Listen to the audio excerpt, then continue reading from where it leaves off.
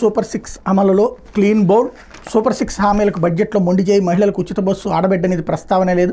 రైతు భరోసాకు 10,000 కోట్లు కావాలంటే కేవలం 1000 కోట్లే విధించిన వైను. తల్లికి వందనానికి పంగనామాలు. ఉచిత బస్సుకి ఇంకా స్టార్టింగ్ ట్రబులే. 1 కోటి మందికి నిరుద్యోగ భృతి ఎగనామం. గ్యాస్ కోసం 4,000 కోట్లకు గాను 895 కోట్లే. అభివృద్ధి సంక్షేమానికి తిలోదకాలు. Job calendar ఊసేలేదు. స్వయం ఉపాధిపై స్పష్టత లేదు. ఉద్యోగులు పెన్షనర్లు మహిళలకు ఇచ్చిన హామీలన్నీ నీటి మూటలే. ఆశాభంగం. పేదల గృహ నిర్మాణం. మోత మోగించేల విద్యుత్ ఛార్జీలు మాత్రం డబుల్. అదే సందర్భంలో సూపర్ 6 హామీలకు చిల్లంటూ 1 కోటి కుటుంబాలకు నెలకు 3,000 నిరుద్యోగ భృతి ఇవ్వగలం. రాష్ట్రంలోని కుటుంబాలు 1.6 కోట్ల. ఆ కుటుంబాలు 18 నుంచి 40 ఏళ్ల మధ్య ఉన్న వాళ్ళు 1 కోటి మంది. వాళ్ళకి నెలకు 3,000 చొప్పున ఏడాదికి 36,000 కోట్లు కావాలి. కానీ కేటాయించింది 0. ఉద్యోగాల కల్పన ఊసేలేదు. ఇప్పుడు అస్సలు ఏ ఉద్యోగం చెయ్యనోడిని నిరుద్యోగి అంటారు.